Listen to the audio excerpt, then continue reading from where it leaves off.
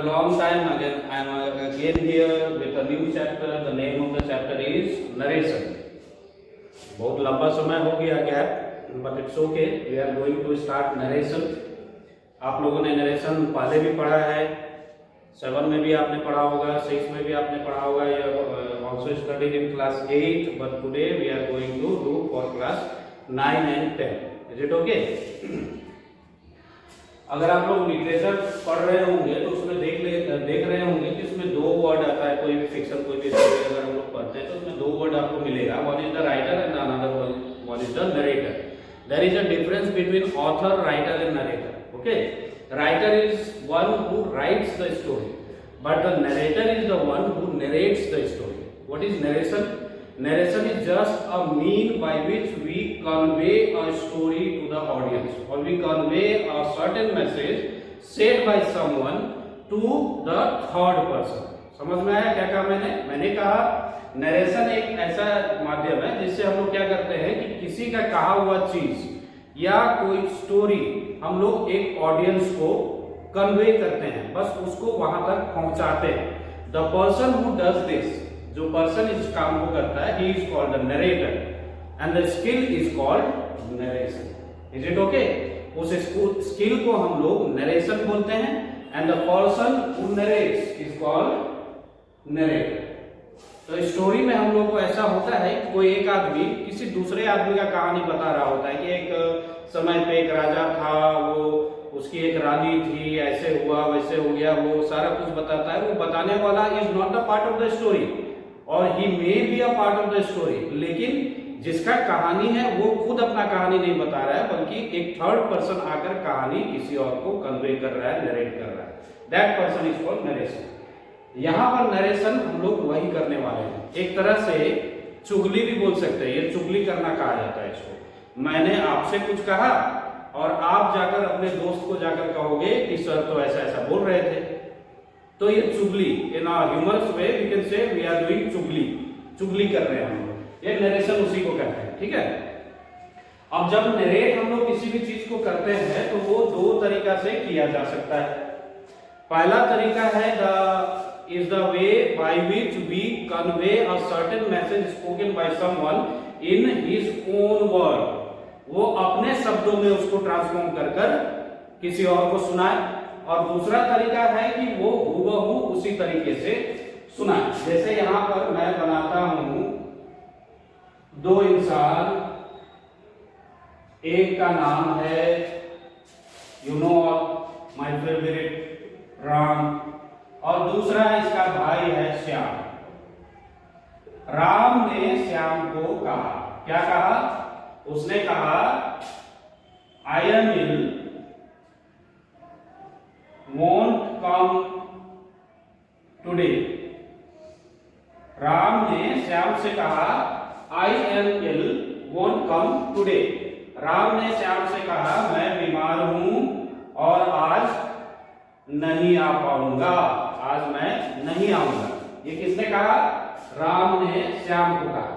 अब श्याम क्या करेगा? इसी बात को अपने क्लास टीचर को जाके बताएगा कि मैं राम से मिला था, राम ने कहा कि ही इज इल और वह नहीं आएगा. यही कहेगा ना वो. या तो ये कहेगा जो राम ने हूबहू कहा है, जैसे कहा है वैसा ही, या फिर वो अपने शब्दों में बदल कर कहेगा कि राम ने कहा है कि वह बीमार है, राम ने कहा था मैं बीमार हूं, आई यूज किया था. बट जब श्याम टीचर को कन्वे करेगा तो वो आई नहीं कहेगा, वो कहेगा वह बीमार है और वह स्कूल नहीं आएगा. So this one is called indirect speech, और you can say indirect narration, and this one is called direct narration और direct speech. Is it okay? जहां पर the conversation is going directly between 2 person. जब conversation किन्हीं 2 लोगों के बीच में directly हो रहा है, जैसे राम और श्याम के बीच में डायरेक्टली हुआ, तो उसको बोलेंगे डायरेक्ट स्पीच. और जब राम का मैसेज किसी पर श्याम के माध्यम से टीचर तक पहुंच रहा है। मैसेज वही है कि वह बीमार है, इसको नहीं आएगा, बट यहाँ पर माध्यम बदल गया। Ram is not directly speaking to the teacher, Ram is not directly speaking to the teacher, but his convey is being but his message is being conveyed by Shyam to the teacher, लेकिन उसका मैसेज टीचर के पास पहुंच गया through Shyam. This is indirect way, तो इसको हम लोग बोलते हैं इनडायरेक्ट स्पीच। अब मेरे ख्याल से आप लोगों को साफ हो गया कि डायरेक्ट स्पीच क्या होता है और इनडायरेक्ट स्पीच क्या होता है। ठीक है, यहां तक क्लियर है, आप समझ गए। Narration is also called speech, मैंने एक वर्ड बार बार यूज किया है, so I would like to clarify it. Narration is also called speech. Speech are of two kind, one is direct speech and another one is indirect speech. What is direct speech and what is indirect speech I have explained with some figures on the whiteboard. Is it okay? So this is called direct speech and this is called indirect speech. आपको और अच्छे से clarify करना है तो आप याद रखना, whatever sentence is written in direct speech that will be always quoted between two inverted commas. मैंने यहाँ पर लगाया है, देखो आप, एक इन्वर्टेड कॉमा यहाँ है, एक इन्वर्टेड कॉमा यहाँ है, इन दोनों के बीच में एक सेंटेंस है, that means that sentence is in direct speech. और जब इनडायरेक्ट स्पीच में हम लोग कन्वर्ट करते हैं तो वो इन्वर्टेड कॉमा हम लोग हटा देते हैं, और भी कुछ रहता है चेंजेस, दैट चेंजेस उसी चेंज का को करने का कुछ रूल्स है, certain there are certain rules that we are going to discuss in this chapter. So this is the introduction of narration, introduction of speech, direct and indirect speech we have already discussed in the board. Now we are going inside of the chapter. अब chapter के अंदर हम लोग जाएंगे and we will discuss all the things in detail. अच्छा, चलिए अब हम लोग आते हैं, आगे बढ़ते हैं चैप्टर में। तो मैंने ऑलरेडी बता दिया कि नरेशन दो प्रकार का होता है, वन इज डायरेक्ट स्पीच और direct narration and another one is indirect speech और इनडायरेक्ट narration. एक example I am going to write here. Just see. Ram said, "I am writing a letter," and I am converting it. I am transforming the sentence into indirect speech. Okay. Ram told me that he was writing a letter. अभी rules वगैरह नहीं बता रहे, rules वगैरह आप लोग discuss करेंगे। अभी कुछ facts, there are some facts that you must know, that is why I have written this. Okay, अभी रूल्स वगैरह हम लोग बाद में डिस्कस करेंगे, बट कुछ चीज है जिसको हम लोग अभी डिस्कस करते हैं इसके माध्यम से। So first sentence I have written in direct speech, Ram said I am writing a letter, and the second sentence I have transformed it into indirect speech. Ram told me that he was writing a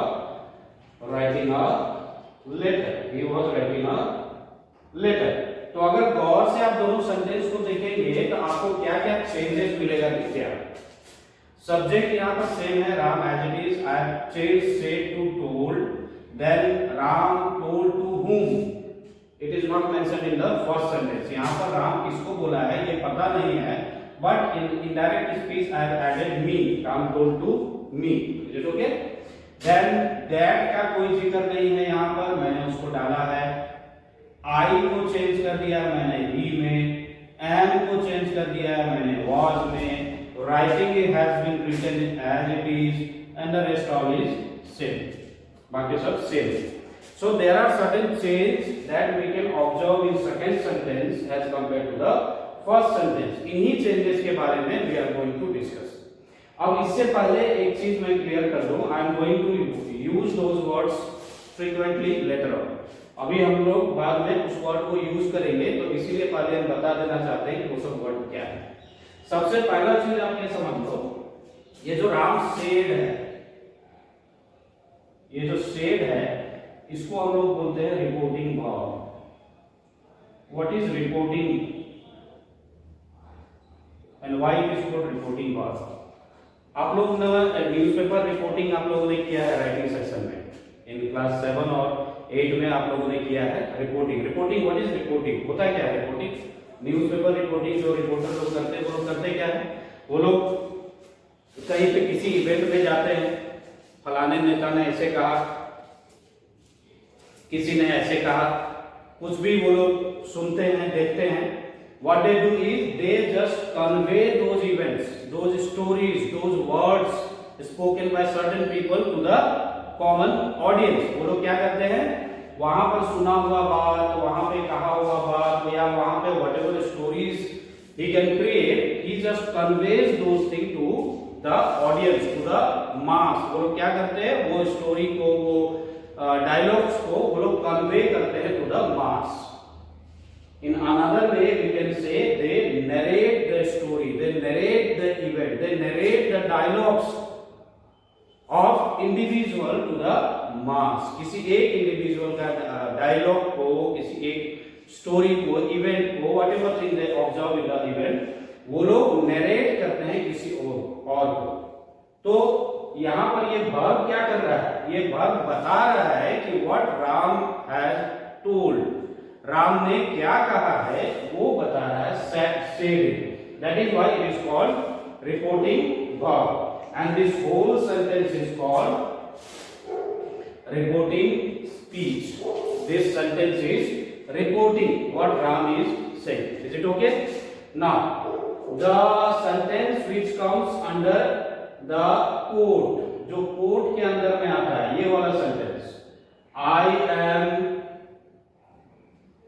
writing a letter, ये वाला जो sentence है, I am writing a letter, इस sentence को हम लोग बोलते हैं reported speech. What?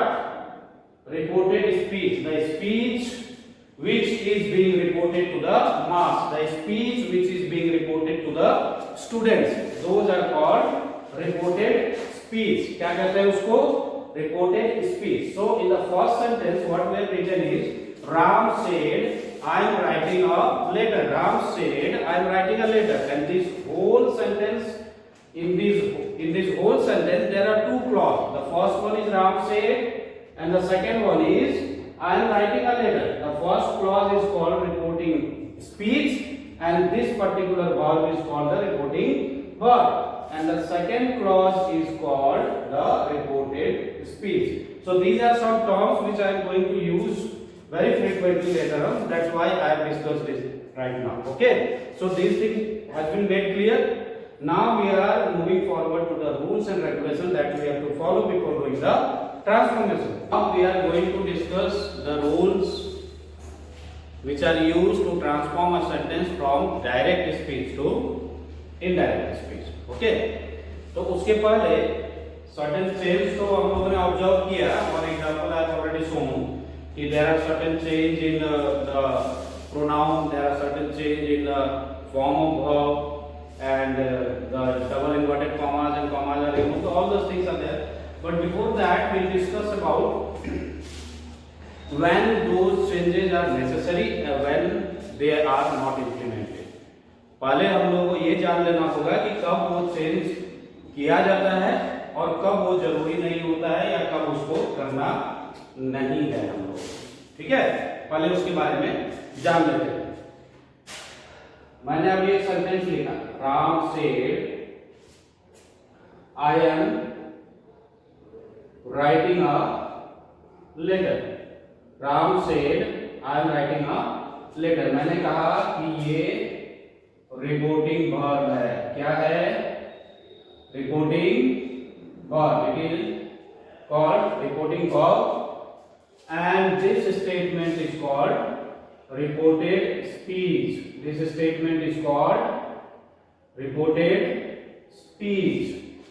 इसको क्या कहते हैं? reported speech. तो हम लोगों को ध्यान देना है, here I have written said, लेकिन जरूरी नहीं है कि always you will get said. यहाँ पर कुछ और भी हो सकता है. जैसे क्या हो सकता है? राम asked हो सकता है, राम आस्क हो सकता है, राम विल आस्क हो सकता है, राम हैज आस्क हो सकता है, राम हैड आस्क हो सकता है, राम इज आस्किंग हो सकता है. I mean to say the tense can vary in reporting verb. Tense vary कर सकता है. Here it is written in simple past tense, लेकिन वो हो सकता है कि पास्ट कंटिन्यूअस में हो, परफेक्ट में हो, फ्यूचर में हो, फ्यूचर परफेक्ट में हो, प्रेजेंट में हो, प्रेजेंट कंटिन्यूअस हो, present perfect. In any tense you can find the reporting verb.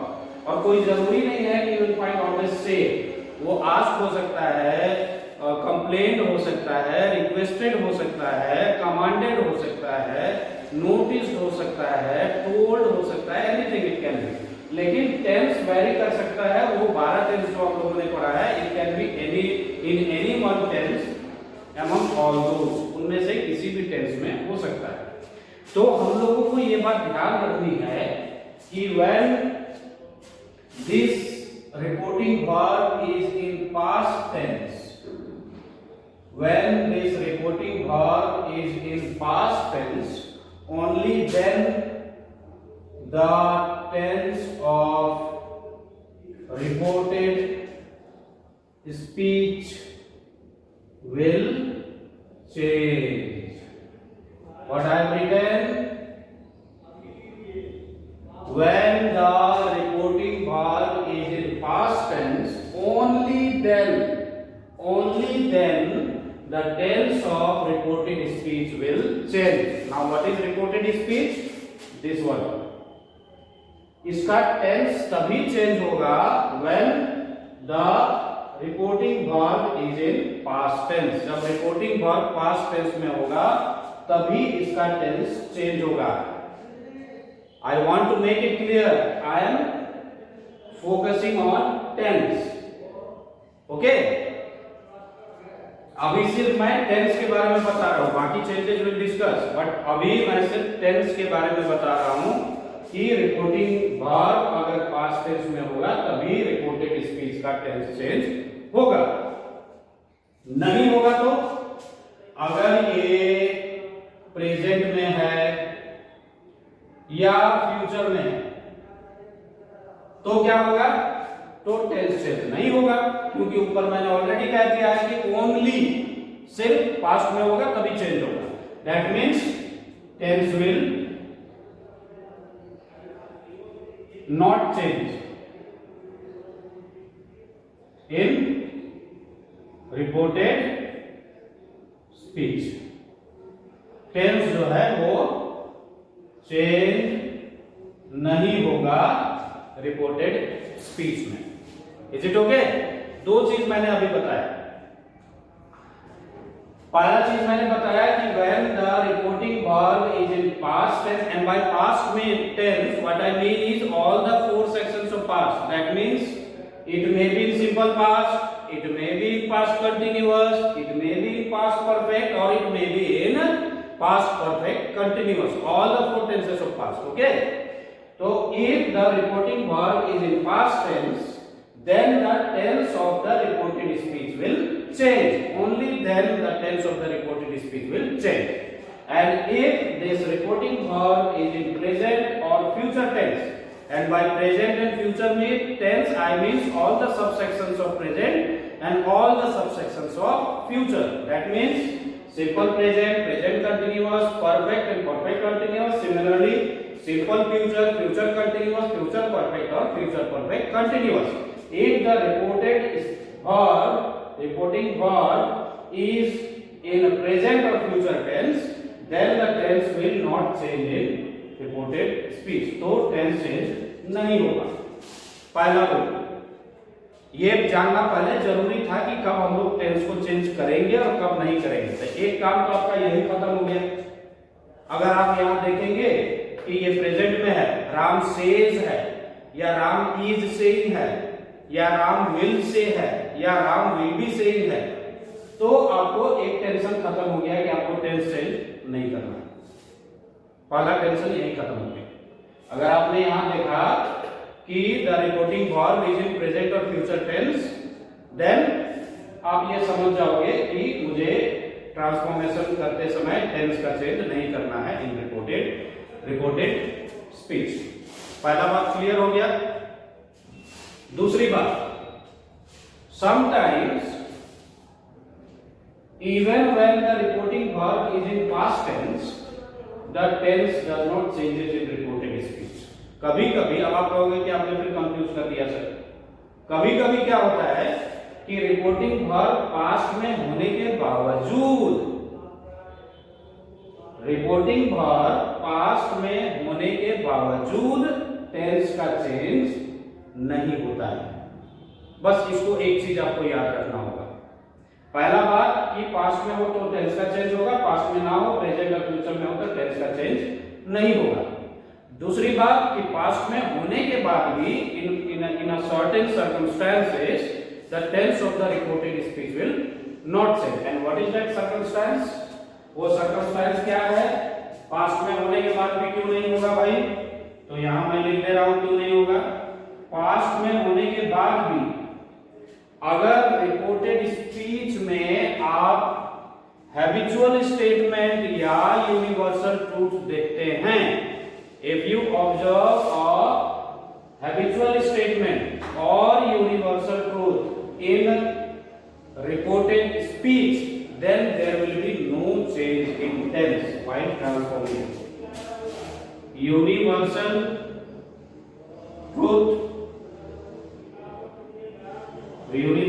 truth or habitual statement, अगर रिपोर्टेड स्पीच में आप ये दो तरह का सेंटेंस आपको मिलता है, then there will be no change of tense in reported speech. तो भी रिपोर्टेड स्पीच में टेंस का चेंज नहीं होता है। अब कंप्लीट हो गया और कोई लूप होल्स नहीं है। ओके, अब मैं फिर से समराइज कर देता हूं। Reporting verb past tense, tense of the reported speech will change. Reporting verb present future, tense will not change. एक कंडीशन ऐसा है, लूप होल है कि रिपोर्टिंग वर्ब पास्ट में होने के बावजूद अगर रिपोर्टेड स्पीच में यूनिवर्सल ट्रूथ और हैबिचुअल स्टेटमेंट रहता है तो भी टेंस का चेंज नहीं होगा। अब ये क्यों नहीं होगा? अगर कर देंगे तो देखिए कैसा लगेगा। मैं एक एग्जांपल देता हूं, आप पहले इसे लिख लीजिए, आप स्क्रीनशॉट ले लो, है ना। मैं एक एग्जांपल देता हूं, उसके बाद मैं बताता हूं कि क्यों नहीं।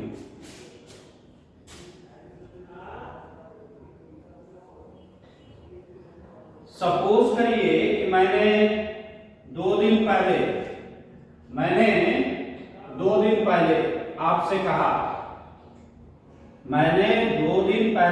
कहा, the sun rises in the east, the sun rises in the east. 2 दिन कहा पहले, और 2 दिन पहले मैं एक और लाइन में कहता हूं, मैं किताब पढ़ रहा हूं। अब देखिए यहां मैं लिख रहा हूं, राम से I am reading a book. फिर मैं लिखता हूं, राम से the sun rises in the east. फिर मैं लिखता हूं, राम से द वाटर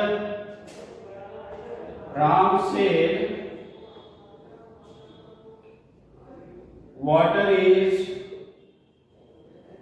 कलरलेस। अब देखिए मैंने पहला सेंटेंस लिखा, Ram said I was reading a book. जाहिर सी बात है, the reporting verb is in past tense, that means Ram has told before in the past. Ram ने पास्ट में कहा, 2 दिन पहले, 10 दिन पहले, 20 दिन पहले, 1 महीना पहले, कभी कहा होगा राम। क्या कहा था? उस समय कहा था, आई एम रीडिंग अ बुक, मैं किताब पढ़ रहा हूं। उस समय कहा था, मैंने उस समय सुना और मैं आकर अब आपको बता रहा हूं। तो मैं क्या कहूंगा, राम से मिला था तो राम ने कहा था कि वह किताब पढ़ रहा था, क्योंकि वो पास्ट हो चुका है। This event is from the past, ये पास्ट का इवेंट है। तो मैंने कहा कि जब मैं राम से मिला था 1 महीना पहले, तो राम ने मुझसे कहा था कि वह किताब पढ़ रहा था। It is a event which is from the past. अब दूसरे सेंटेंस में आते हैं। राम से the sun rises in the east. Ram ने कहा कि सूरज पूरब से उगता है। कब कहा था? 2 महीने पहले कहा था। क्या कहा था?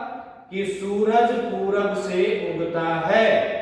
अब तो नहीं उगता, अब तो पश्चिम से उगता है ना, नहीं, पूरब से ही उगता है। दैट मीन्स ये सेंटेंस क्या है? ये यूनिवर्सल ट्रूथ है, ये हर जगह सत्य है। ये भारत में भी पूरब से ही उगता आ रहा है। शुरू से, अनादिकाल से पूरब से ही उगता था, अब भी पूरब से ही उगता है। राम ने जब कहा था तब भी पूरब से उगता था और अब भी पूरब से ही उगता है। तो ये अगर मैं यह कह दूं कि राम ने कहा था कि सूरज पूरब से उगता था, दैट मीन्स कि अब नहीं उगता है, अब कहीं और से उगता है। ये तो पॉसिबल नहीं है।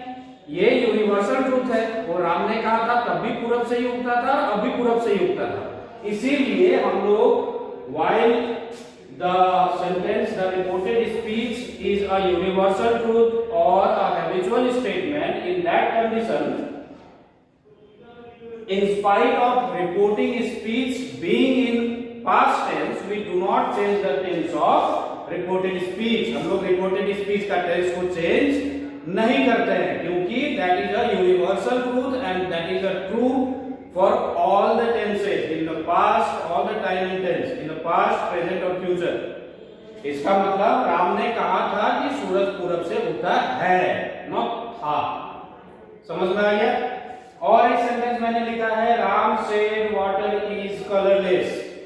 राम ने मुझसे 2 महीना पहले कहा था कि पानी में रंग नहीं होता है, कोई कलर नहीं होता है। तो क्या आजकल जो पानी आने लगा है उसमें कलर आता है क्या, जो हम लोग पीते हैं? अगर कलर आता है तो वी से it is an impure water. वो वाटर इम्प्योर है, प्योर नहीं है। अगर प्योर पानी which is drinkable, which is जिसको पिया जा सकता है, वैसे पानी को हम लोग कलरलेस ही होना चाहिए, प्योर वाटर। तो पानी पहले भी कलरलेस था और अब भी कलरलेस है। भारत में भी कलरलेस है। In America also it is colourless. It is again an example of universal truth. ये फिर से एक एग्जाम्पल है यूनिवर्सल ट्रूथ का। तो इसको भी अगर हम लोग कहें कि राम ने 2 महीने पहले कहा था कि पानी कलरलेस होता था, दैट मीन्स कि सिर्फ उसी समय सत्य था, अभी नहीं है, अभी भी है। सो इसको हम लोग प्रेजेंट में ही लिखेंगे। राम से 2 months ago that water is colorless, पानी कलरलेस होता है। तो अब मेरे ख्याल से क्लियर हो गया होगा कि why we do not change the tense of reported speech in spite of reporting verb being in past tense। Reporting verb के past tense में होने के बावजूद हम लोग क्यों यूनिवर्सल ट्रूथ और हैबिचुअल स्टेटमेंट का टेंस चेंज नहीं करते हैं? Is it okay? यहां तक क्लियर है बच्चों? Okay, now we are moving forward. अब हम लोग आगे बढ़ेंगे और आते हैं कि अगर चेंज होगा तो कौन सा टेंस किस टेंस में चेंज होगा। आज हम लोग बस इतना ही करेंगे और बाकी सारा चीज हम लोग नेक्स्ट वीडियो में डिस्कस करेंगे। फिलहाल I am going to give you a chart in which you will get to know that what tense will change into what tense while transforming from direct to indirect speech। जब tense change होगा ही नहीं, जब reporting verb present या future में रहा तो कोई tension ही नहीं है, लेकिन अगर पास्ट में रहा तो कैसे चेंज होगा, that I am giving you a chart. Okay, so first of all I am going to write all the tenses. Simple present, then comes present continuous, then comes present perfect, then comes present perfect continuous. Similarly in past we will get, सबको याद है ना, we have already done this. Tense we have already studied. Simple past, past continuous, past perfect, and again past perfect continuous, and then comes simple future and like this. Okay, तो आते हैं हम लोग सबसे पहले simple present will be transformed to simple past. All the present will be transformed to the corresponding past. Corresponding past means simple present, simple past. Present continuous, past continuous. Past perfect, sorry, present perfect, past perfect. Present perfect continuous will be transformed to the past perfect continuous. All the present tense will be transformed to the corresponding past. उसी section का जो past है उसमें transform हो जाएगा. Now we are coming to past tense. Simple past will be transform to past perfect. एक छोड़ के alternate. Simple past will be transform to past perfect. Past continuous will be transform to past perfect continuous. दो का हिसाब हमने लगा दिया. किसका किसका? Simple past and past continuous. Simple past past perfect में, past continuous past perfect continuous में. बचा कौन? Last two, past perfect and past perfect continuous. यही तो बचा ना. So there will be no change. No change means it will remain as it is according to the tense. मतलब अगर वो पास्ट परफेक्ट में है तो it will remain in past perfect. The change in pronouns and other things will take place. वो सब change होगा, but the tense will be remain in simple perfect only. Similarly in past perfect. Similarly if the sentence is in past perfect continuous, pronoun वगैरह का जो change होना है वो सब कुछ होगा, but the tense will be left unchanged. उसको unchanged ही रहने देंगे, वो past perfect continuous में ही रहेगा. तो पास्ट का भी खत्म हो गया. Present will be transform to the corresponding past. Simple past to past perfect, past continuous to past perfect continuous.